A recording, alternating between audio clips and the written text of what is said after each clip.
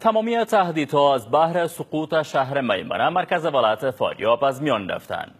معاون اول رئیس جمهور با ابراز این مطلب میگوید که در عملیات نیروهای دولتی در هوامای شهر میمنه با ولسوالی پشتونکد دو فرمانده مهم طالبان کشته شدند و پناهگاه‌های آنان نیز ویران گشتند. شریف امیری خبرنگار تولو نیوز که در این عملیات شرکت کرده است میگوید که در این عملیات چندین زخمی نیروهای دولتی را دیده است.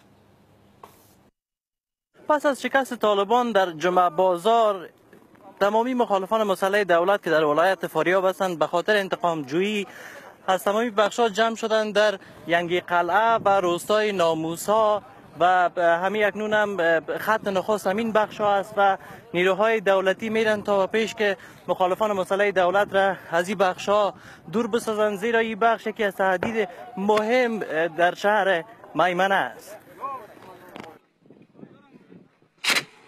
این عملیات برای نیروهای دولتی از اهمیت ویژه‌ای برخوردار است. این نیروها در برابر طالبان می جنگند که سالها این بخش ها را پناهگاه ساخته بودند.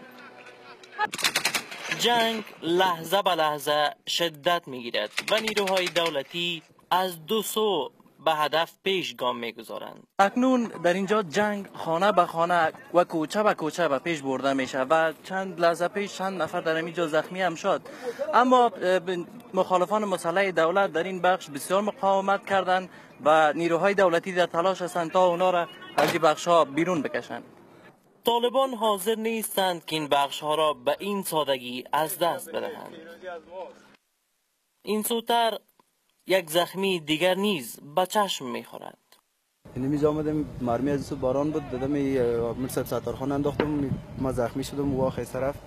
اما این نیروها دست از کار نمیکشند و از هوا و زمین هدفها را آماج قرار میدهند. 18 الی 20 کیلومتر پیشروی کردیم.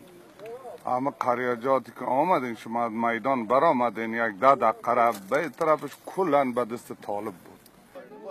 غیر نظامیان که در تلاش ترک روستاهایشان هستند و نمیخواهند که در برابر دوربین ها چیزی بگویند. یکی از علتهای مهم این است که طالبان از عقب راه تمویل و تجهیز دارند، اما تا هنوز عملیات به پایان نرسیده است. شریف امیری، تولو نیوز.